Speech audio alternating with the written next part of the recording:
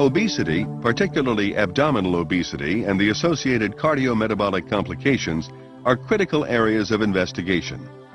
The endocannabinoid system helps to regulate the central control of energy balance and peripheral metabolic processes, both of which may contribute to cardiometabolic risk factors.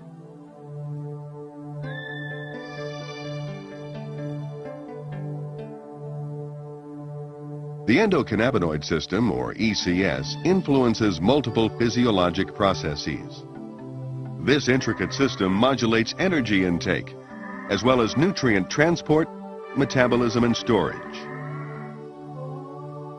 The ECS regulates these processes through endogenous ligands, such as anandamide and 2-arachidonyl glycerol, and the CB1 receptor. CB1 receptors are located in the brain, digestive tract, muscle, and adipose tissue. Integration of these central and peripheral ECS components is achieved through neuronal and hormonal signaling.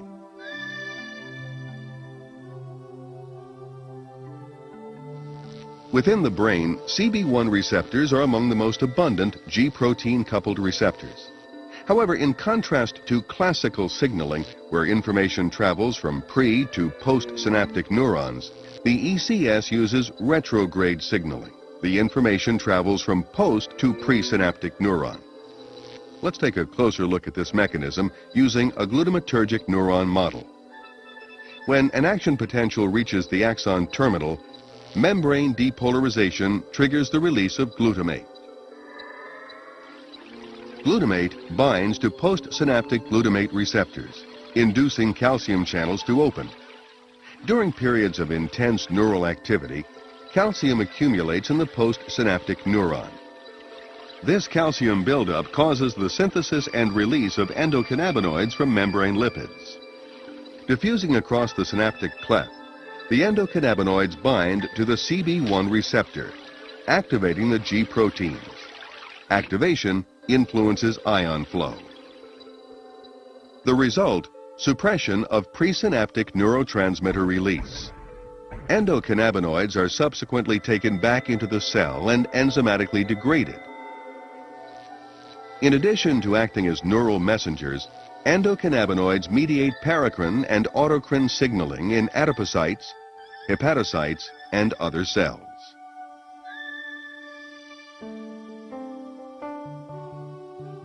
Endocannabinoid system activity in the central nervous system regulates food intake. For example, ECS stimulation by hunger and fasting signals stimulates appetite and increases the palatability of food. Endocannabinoids slow gastric emptying and GI transit and appear to stimulate secretion of ghrelin, a neuropeptide that increases appetite and food intake. After eating, cholecystokinin in the duodenum triggers satiety signals. Subsequently, ECS activity is decreased through suppression of CB1 expression. An increase in the adiposity hormone leptin decreases endocannabinoid levels in the hypothalamus and decreases food intake. ECS regulation of peripheral metabolism influences energy balance. Stimulation of the ECS increases food intake and adiposity. Conversely, blocking CB1 receptors reduces food intake and adiposity.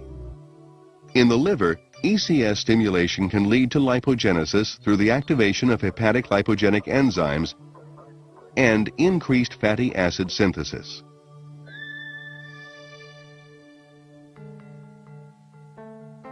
Chronic stimulation of the ECS is associated with dyslipidemia. Activation of CB1 receptors increases expression of SREBP1.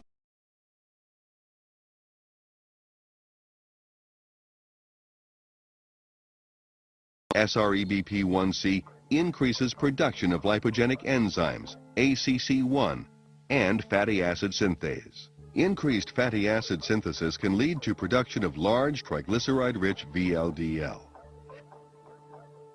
Large triglyceride-rich VLDL sets the stage for the atherogenic lipid profile of small, dense LDL, decreased levels of atheroprotective HDL, and overall increases in cholesterol and triglyceride levels. Adiponectin, another hormone secreted by adipocytes, regulates lipid and glucose metabolism. Adiponectin is believed to regulate fatty acid oxidation in muscle and liver, thus improving insulin sensitivity. CB1 receptor stimulation in adipocytes reduces adiponectin, while CB1 blockade increases adiponectin synthesis. Metabolic dysregulation leads to a constellation of symptoms including abdominal obesity, atherogenic dyslipidemia, hypertension, insulin resistance, prothrombotic state, and pro-inflammatory state. As basic and clinical research progresses, we will continue to increase our understanding of the central and peripheral endocannabinoid system and its role in the regulation of metabolic function.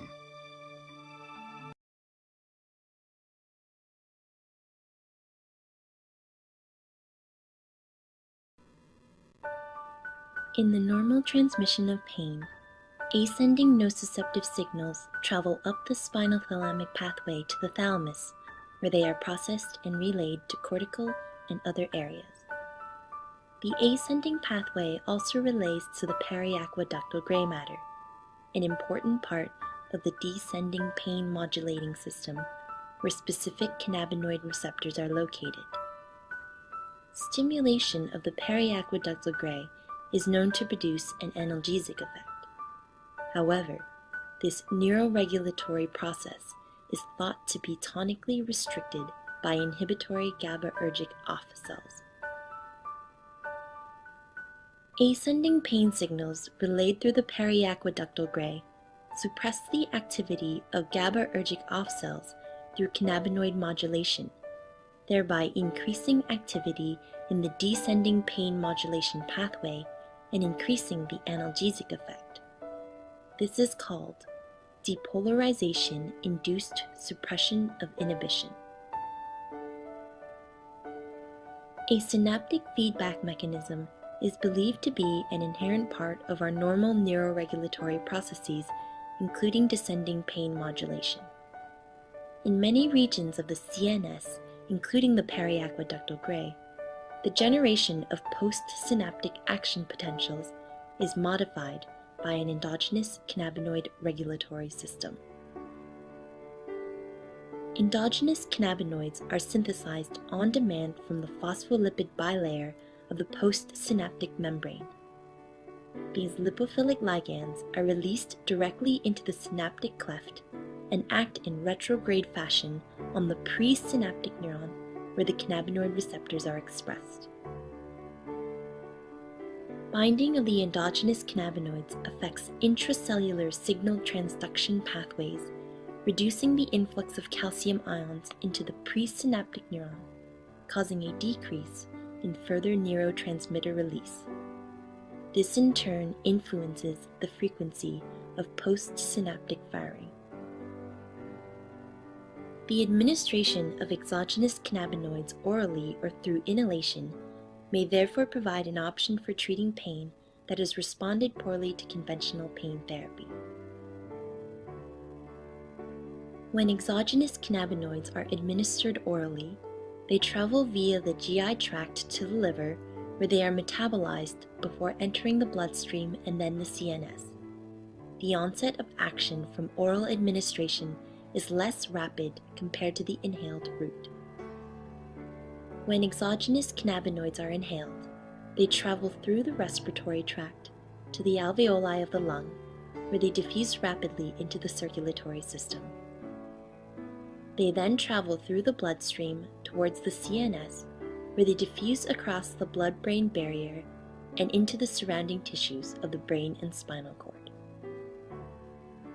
Exogenous cannabinoids exert their modulatory effects upon the abundant cannabinoid receptors distributed throughout the CNS.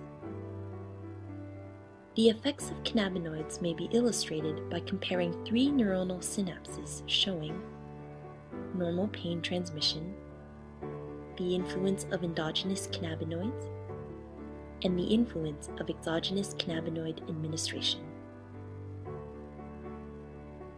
Exogenous cannabinoids from the bloodstream bind to cannabinoid receptors on the presynaptic neuron and mimic the endogenous synaptic modulatory effect by decreasing influx of calcium ions. In this way, pain and other neural processes are modulated.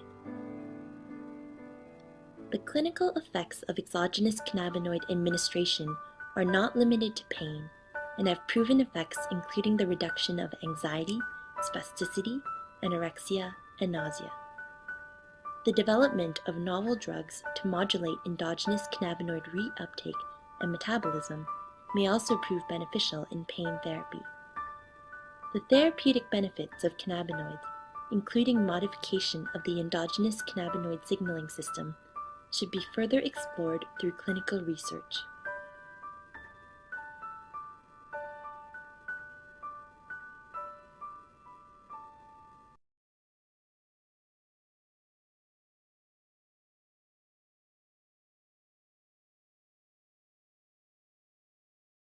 Until quite recently, actually, until the mid-60s, the active constituent was not known. We identified a compound, tetrahydrocannabinol, THC, which is the only one that causes these changes. For many years, it was unknown whether these changes are just a non-specific action of THC. But in the mid-80s, it was found that there is a receptor in the brain that is acted upon by THC and starts a cascade of reactions which causes the changes that we identify as high. But how come that the brain has a receptor for a plant constituent? After all, our brain doesn't have a receptor for every plant constituent, actually doesn't have a receptor for any plant constituent. So we started working on the assumption that maybe there are compounds in the brain that act on this particular receptor, and THC in the plant actually mimics the action of the compounds in the brain. Indeed, about 10-15 years ago, we were able to isolate two compounds. One we called anandamide, and the other is known as 2-AG, that stimulate, that bind to this particular receptor, and they start a cascade of reactions that we identify as high. Why do we have that system of receptor, endogenous cannabinoids? Why? I mean, just in order to cause high? No. This is a very important physiological system which is involved in a large number of physiological reactions and in large number of therapeutic reactions. For example, anandamide and 2-AG are involved in neuroprotection. When we have brain trauma, for example, the brain tries to reduce the damage by overproducing, if you wish, these compounds which lower the damage. They are also involved in anxiety. It is involved in sleep. It is involved in essentially all physiological reactions that have been investigated. Chances are that this particular system will be the basis on which a large number of drugs will be developed. At the moment, there is one major drug that has been introduced in Europe. A company produced an antagonist to the cannabinoid system, and they use it in order to reduce the appetite and also to enhance metabolism of fats so that ultimately we see an effect on obesity, an effect on all these diseases that are associated with obesity. Many other companies are working on many different aspects of cannabinoids, for example, inflammation, neurological diseases, maybe Alzheimer, and I assume that within the next 10 years we shall have a whole array of new drugs, as many companies are at present working on all these aspects.